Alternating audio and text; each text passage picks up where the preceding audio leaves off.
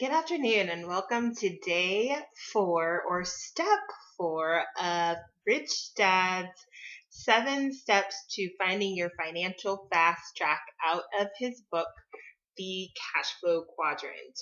And if you haven't read this book yet, get it in audio format, get it in PDF format if you can find it that way. Go to the library and check it out. Read the book and make a serious study of it. I've read this book I want to say probably about 6 or 7 years ago, and I absorbed a lot of it, and it was really exciting for me. And then I put it down, and here I am reading it again with fresh eyes because I've evolved and grown a lot, as we are always evolving and changing, whether you think you are or you're not.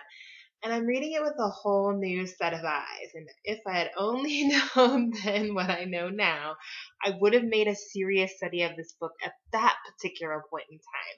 So I'm kind of on a mission now, making lots of videos about amazing books that I am finding that I believe can and will help so many people take complete and total control of their financial reality, both now and in the future. Start small, start with baby steps, start somewhere. The time is going to pass anyway. So you might as well use the time you have now, your most valuable and precious asset that you can never get back, to go ahead and start implementing sound counsel, habits, tools, tips, techniques into your arsenal right now so that 7 years later, you're in a much better financial position. And if you've missed steps 1 through 3, you can check them out on my YouTube channel. You can see the link below. Go back and, check out the other videos. But step 4 is really all about deciding which type of investor you want to be. You're paying yourself first. You're taking control of your cash flow. What type of investor do you want to be? And if you're not familiar with the actual cash flow quadrant itself, on the left side, you have employees and self-employed people. And then on the right side, you have business owners and investors. And ultimately, you want to have some combination that involves being an investor. And a lot of people think investing is risky. Step number 3 in video number 3 kind of goes into a little bit of detail about that. Again, definitely read the book and dive into that and make a study of it on your own. But step number 4 is about the 3 different types of investors. So you have your investor type C, which is a person who really kind of recognizes that there's probably a problem, but they're doing nothing about it. Their answer is, I don't know. Kind of have their blinders on, don't want to acknowledge that there's anything going on. So they're like, oh, no, I'm not going to take that on.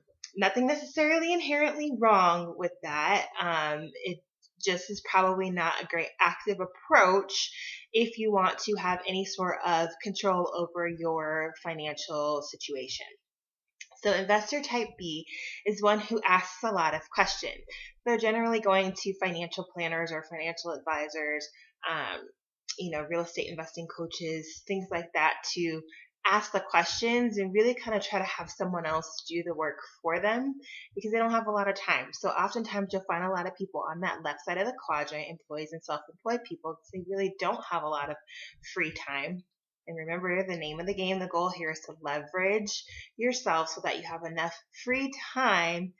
That's your most precious and valuable asset. So that may be one reason that you want to make the switch or the jump over to the right side of the quadrant as opposed to the left side of the quadrant. But do whatever works best for you. But typically, that type B investor is going to be seen most commonly or focused on most commonly on that left side of the quadrant. And then you have your type A investors. And your type A investors are ones who look for problems to solve. They are actively actually looking for problems. And that's where all of the money is really truly made. Now, you definitely want to be type A, B, and C in different situations. And you can check the book out and read the book and find out more of why you would actually want to be a type A, B, and C investor, because different ones apply to different situations. But that type A investor is going to be someone who recognizes there's a problem, like maybe there's not enough low-income housing around. And the way that the tax laws are written, they reward people who can invest in building low-income housing. There's all kinds of tax credits and tax breaks and subsidized rents and things like that for people who actually invest in building low-income housing. That's looking for a problem to solve and solving it by being a sound and savvy investor and creating a solution. So that is a great way to really leverage your financial situation and leverage your investing dollars, because of course you're paying yourself first and putting aside that 10 to 20%, and you want to look for very, very sound investments to put that into. So step 4 again is really deciding what type of investor you want to be and really just playing the game the way the game's played. Yes, you would like to create and invent your own rules, but guess what? That's not the way it works. There are rules for the rich and there are rules for everyone else. And rich know how to capitalize on and leverage the rules that exist and look for problems and solve them. So I'll see you tomorrow for step number 5.